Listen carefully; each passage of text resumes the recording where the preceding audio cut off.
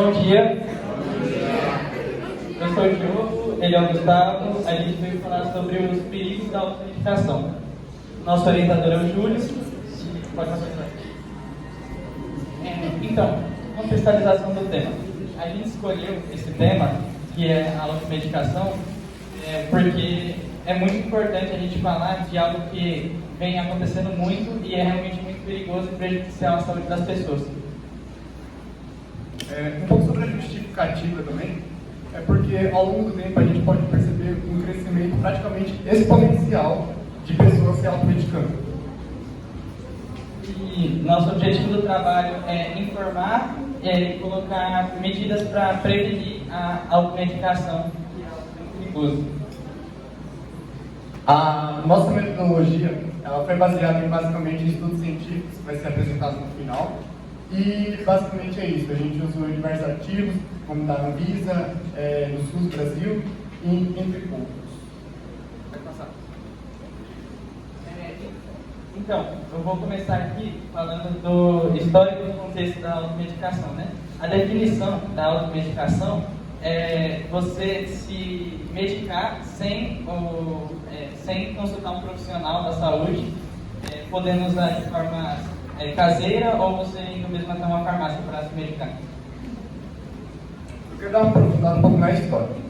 Isso começou muito antigamente, a gente pode ver, por exemplo, os indígenas, eles sempre usaram ervas medicinais e foi evoluindo conforme a tecnologia. Por que eu digo isso?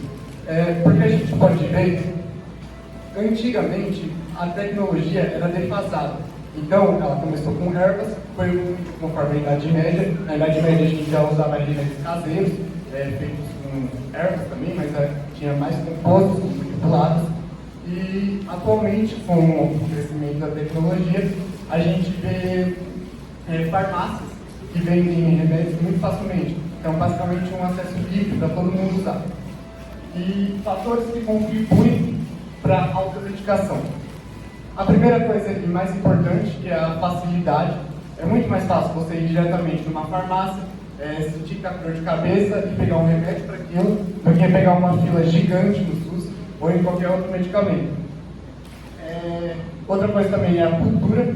Por mais que remédios caseiros feitos à base de ervas não vão trazer malefícios para você, justamente por serem naturais, se você for atrás, você consegue achar, por exemplo, óleo de cannabis, que pode ser facilmente achado de forma até mesmo ilegal pelo online, pela internet, e as pessoas fazem uso desse automedicamento sem a prescrição médica.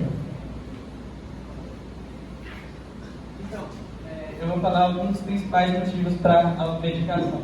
Dificuldade de acesso a serviços de saúde. Basicamente, quando você está doente, é mais fácil você ir numa farmácia e pegar um remédio para dor de cabeça do que você esperar ir no hospital, esperar a fila para você ser atendido, pegar um relatório para você ir na farmácia pegar. Dá um trabalho muito grande fazer isso.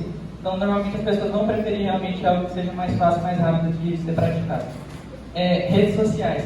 Muitas vezes a gente pode olhar no Instagram, TikTok ou qualquer outra rede social que vocês usem, médicos ou pessoas que não têm uma formação passando remédios caseiros, falando que se você tem essa doença, se você está com isso, pode tomar isso, se você está com aquilo, você pode tomar aquilo. Isso é realmente bem perigoso, porque normalmente algumas dessas pessoas não têm essa formação e você pode estar consumindo algo que seja tóxico para o seu organismo. E o autodiagnóstico. Eu acho que deve ser até bem comum quando vocês estão doentes, ao invés de procurar um profissional, vocês irem primeiro na internet pesquisar sobre os seus sintomas.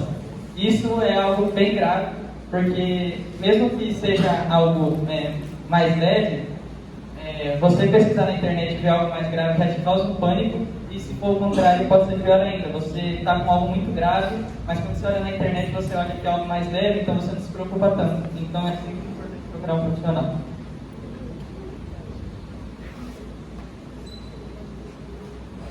A gente está apresentando uma pesquisa feita pelo Instituto de Ciência, Tecnologia e Qualidade. Basicamente, nesse estudo mostra a porcentagem de pessoas que se automedicam e não se automedicam. Nesse gráfico, a gente pode ver cerca de uma pesquisa feita por volta de 3.000 a 4.000 pessoas. E 86% das pessoas presentes, elas costumam se automedicar. E apenas 14% não. A gente ficou meio em dúvida, então a gente decidiu por conta própria fazer a nossa pesquisa e tirar a prova se isso é verdade ou não. Pode passar. E na nossa pesquisa a gente entrevistou 405 pessoas e dessas 405, incrivelmente 85,4% das pessoas costumam se automedicar. Então a gente pegou um valor extremamente próximo. Isso é extremamente perigoso e a gente vai citar os motivos um pouco mais pra frente. Então muitas pessoas buscam se medicar de forma própria, sem procurar um profissional.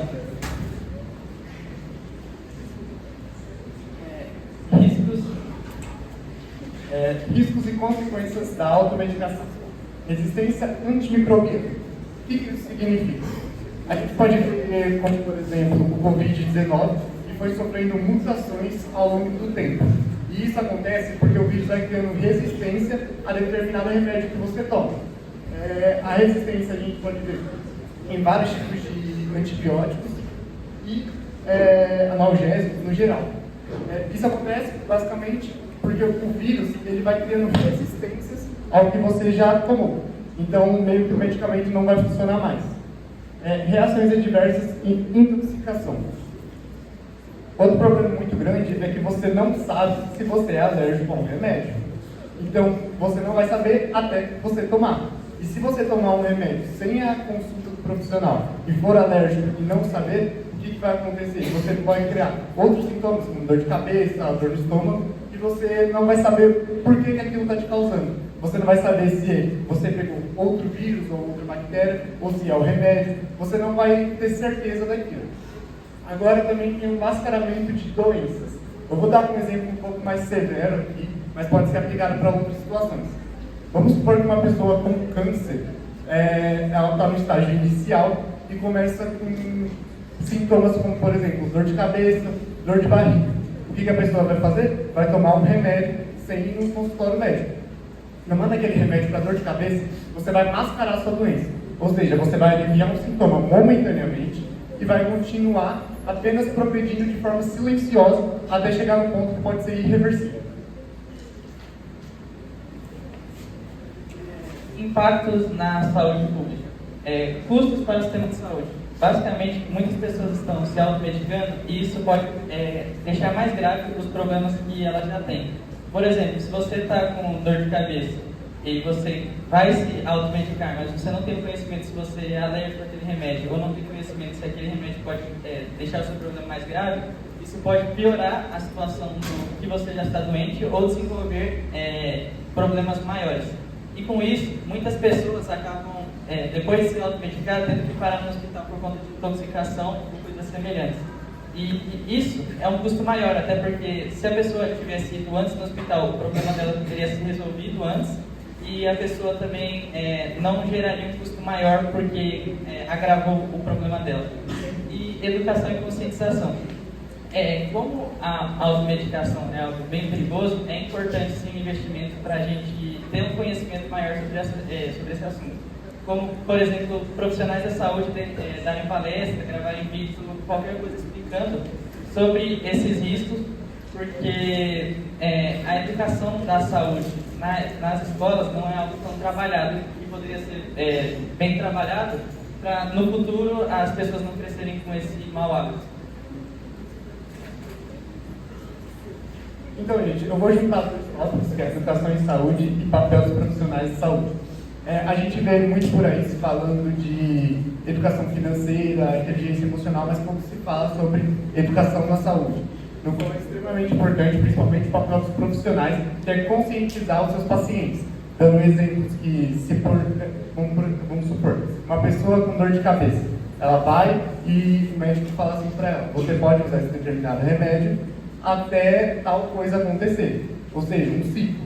E a pessoa às vezes continua usando, mesmo sem a necessidade, o que pode resultar nos problemas que a gente citou anteriormente, como a resistência.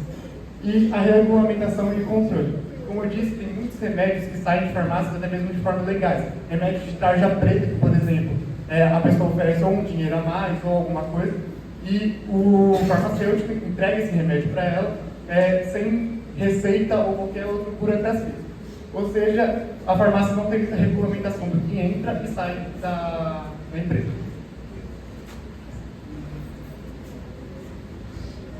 Considerações finais. Perigos, prevenção e motivos. Eu vou juntar os três. Perigos, realmente é muito importante falar sobre isso, porque como vocês viram, é realmente muito perigoso você se automedicar sem ter o conhecimento e ir atrás de pessoas que não são profissionais da saúde e não têm entendimento sobre aquele assunto. Modos de prevenção seria realmente você buscar um profissional, estudar um pouco mais sobre aquele assunto e ir atrás de pesquisas que falem melhor sobre isso. E muitos dos motivos é realmente as pessoas que não querem pegar filas em hospitais e querem um meio mais rápido de tratar aquilo que ele está sentindo naquele momento. Mas, como reflexão final, é bom pensar que vale mais a pena você cuidar da sua saúde do que tentar facilitar você ser tratado daquilo ali, porque pode agravar muito o seu problema. Aqui é a nossa bibliografia, todos os dados que a gente usou. E é isso, obrigado. Quero fazer uma